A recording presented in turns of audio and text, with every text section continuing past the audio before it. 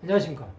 오늘은 마태복음 15장 4절에서 6절의 말씀으로 장로들의 전통 두 번째라는 제목으로 하나님의 말씀을 나누고자 합니다.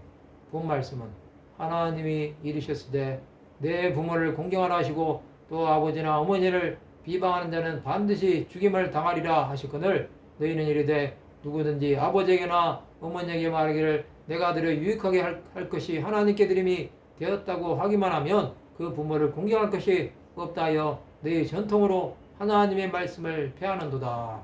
장로들의 전통을 찾는 자는 말씀을 잘못 해석합니다. 내 부모를 공경하라는 말씀과 또 아버지나 어머니를 비방한 자는 반드시 죽음을 당하리라는 말씀을 부모에게 아무 유익이 없다고 하나님께 드림으로 부모를 공경할 것이 없다 하는 것입니다. 이것은 전통으로 하나님의 말씀을 폐하는 것입니다. 이들은 하나님의 말씀보다는 전통이 기준이 되어버립니다. 그래서 유대인의 경전인 토라와 탈무드나 미드라시 등이 더 중요한 것이 되는 것입니다. 그러나 더 중요한 것은 하나님의 말씀을 지키는 것입니다. 이것을 하지 않으면 아무리 장로들의 전통을 지켰다고 해도 의미가 없는 것입니다. 수많은 유대인이 이것을 중요하게 생각하지 않습니다.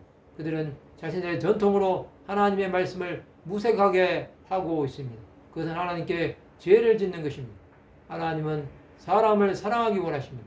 그러나 전통은 사람을 제도에 얽어매고 있습니다. 그 전통으로 수많은 사람이 신음하고 있습니다.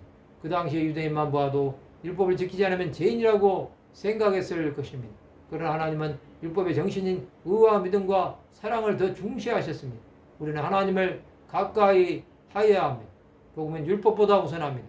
예수께서는 장로들의 전통보다 하나님의 말씀으로 기준을 세워주신 것입니다.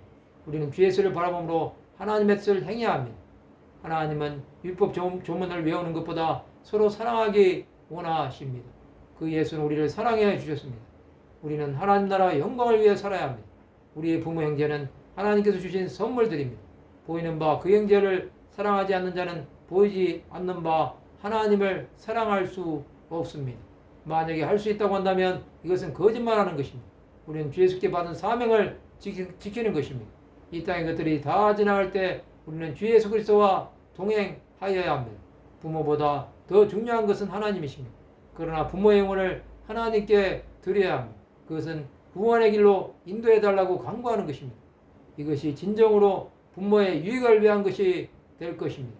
우리는 하나님의 뜻을 이룰 때까지 믿음의 길을 계속 가야 합니다. 주 예수를 바라보므로 하나님의 뜻을 이루시기 바랍니다. 하나님께 드림이 된 자는 하나님께서 기이하게 사용하실 것입니다. 그것이 우리의 기도 제목이 되어야 할 것입니다. 말씀을 마치고자 합니다. 하나님께 드림이 말로만 아닌 진정한 드림이 되는 하나님의 백성들이 되시기를 주님의 이름으로 축원합니다.